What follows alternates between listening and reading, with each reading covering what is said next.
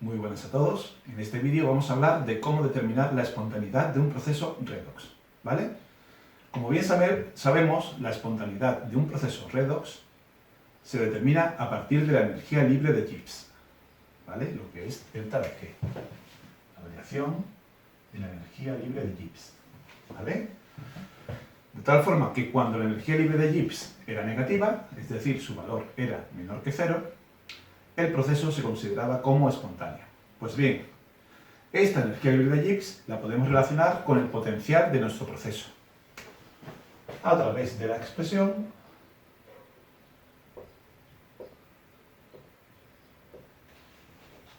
menos n por f y por e, donde la n es el número de electrones que hay en el proceso, f es la constante de Faraday, ¿vale? N, número de electrones intercambiados, ¿vale?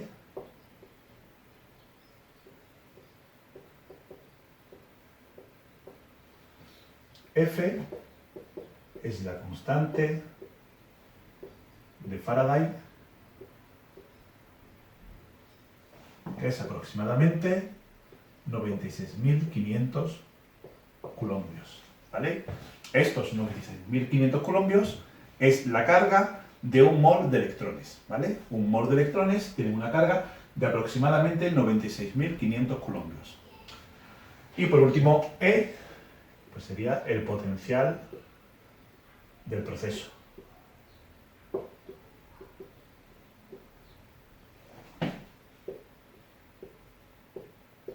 De tal forma que si conocemos el potencial del proceso que tiene lugar, podremos saber si nuestro proceso es espontáneo, ¿vale? ¿Cómo determinamos el potencial del proceso? Pues este potencial vendría dado por la expresión muy similar a la de las pilas, ¿verdad? Sería igual al potencial de reducción menos el potencial de oxidación. ¿De acuerdo? En el caso de las pilas teníamos que el potencial de la pila era el potencial del cátodo, que es donde tiene lugar la reducción, menos el potencial del ánodo, ¿vale? Pero como en este caso no hay una pila, no podemos hablar ni de ánodo ni de cátodo, sino que hablaremos del potencial de la semirreacción de reducción y del potencial de la semirreacción de oxidación. Pues bien, conocido este potencial, podremos saber si nuestra reacción es espontánea, ¿vale? Como hemos dicho, para que una reacción sea espontánea, delta de G debe de ser menor que cero, ¿vale? O lo que es lo mismo, tiene que ser negativa.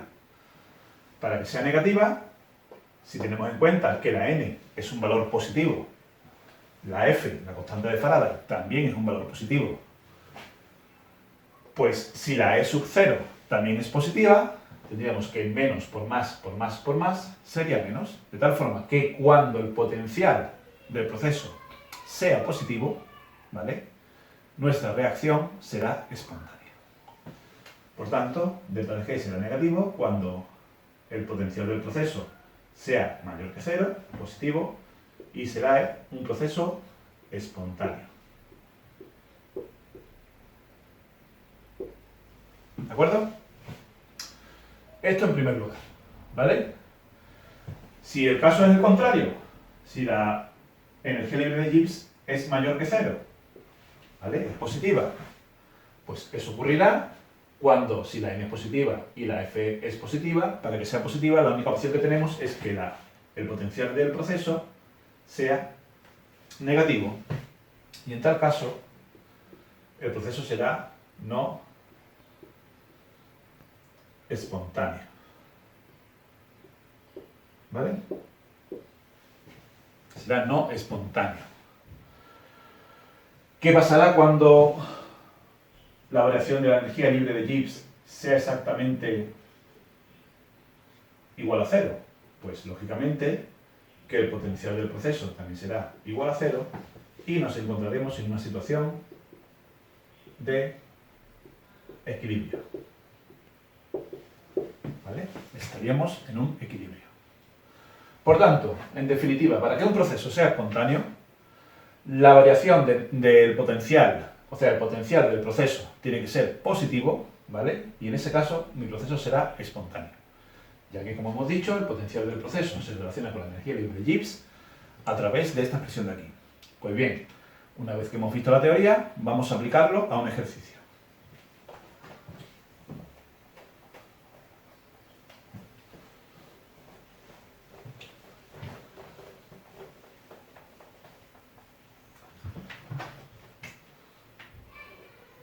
Vamos a hacer el ejercicio 170, ¿de acuerdo? Que nos dice: explique, mediante las correspondientes reacciones, qué sucede cuando en una disolución de sulfato de hierro se introduce una lámina A de cobalto, ¿vale? Pues bien, si tenemos sulfato de hierro, 2, ¿vale? Sería FeSO4 más cobalto. La única reacción que puede ocurrir aquí es que el cobalto sustituya al hierro, ¿vale? El cobalto sustituye al hierro, de tal forma que tendremos sulfato de cobalto más hierro metálico, ¿de acuerdo? Sería lo que podría pasar aquí. Si ponemos en contacto una disolución de sulfato de hierro con una varilla de cobalto, lo único que puede pasar es que este cobalto pase a ion y el hierro pase a su estado metálico. En primer lugar, vamos a ver los números de oxidación de todas las especies, ¿vale? De tal forma que aquí el hierro, como hemos dicho, tiene valencia 2, pues sería más 2. El oxígeno es menos 2, sería menos 2 por 4, menos 8, menos 8 más 2, menos 6. Por tanto, el azufre tendría un valor de más 6. El cobalto, como está en su estado fundamental, es 0. Y aquí tendríamos, pues igual, más 2, menos 2, más 6. Y el hierro con su estado 0. De tal forma que tendremos que el hierro pasa de un estado de oxidación más 2 a un estado de oxidación 0.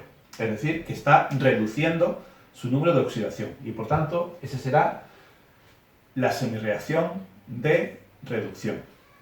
Por otro lado, tenemos que el cobalto pasa a cobalto 2+. Está aumentando su número de oxidación. Y por tanto se estará oxidando, ¿vale? Se está oxidando. Esta sería la oxidación y el otro proceso sería la reducción, ¿vale? Pues, si tenemos en cuenta los valores que nos da el problema, que nos dice, lo voy a anotar aquí, que el potencial del hierro 2+, hierro, sería igual a 0,40 voltios.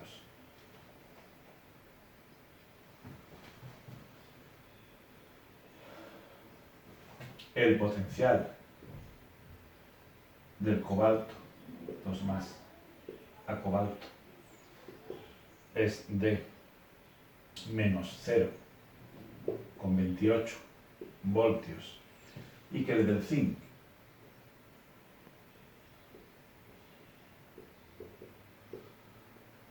a zinc es de menos 0,76 voltios, ¿vale? Pues en función de estos potenciales vamos a calcular el potencial del proceso.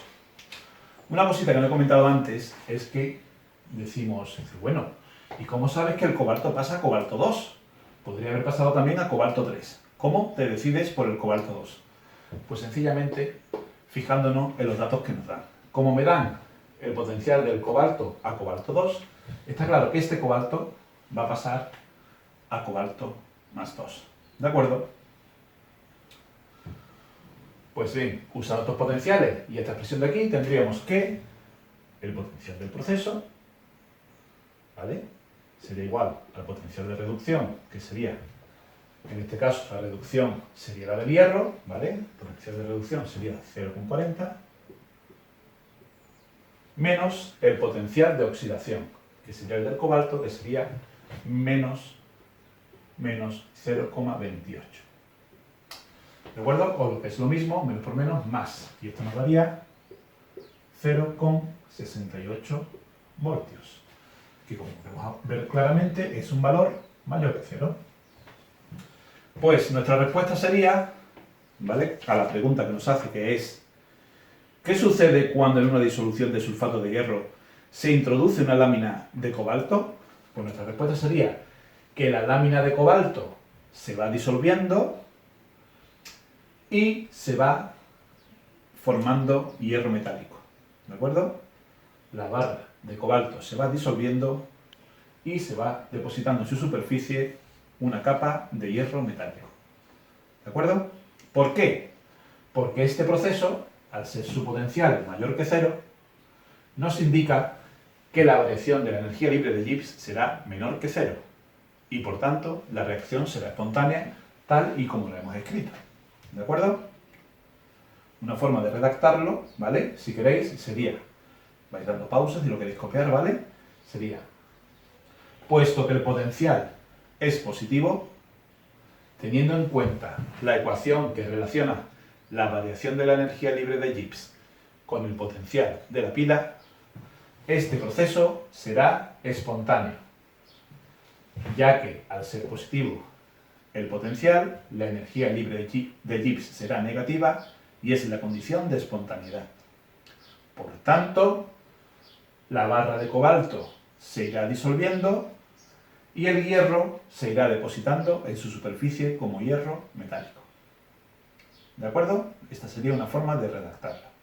Pues bien, visto esto, ya podéis hacer cualquier tipo de ejercicio que nos pregunte por la espontaneidad del proceso. ¿De acuerdo? Pues nada, nos vemos en el siguiente vídeo. Hasta la próxima.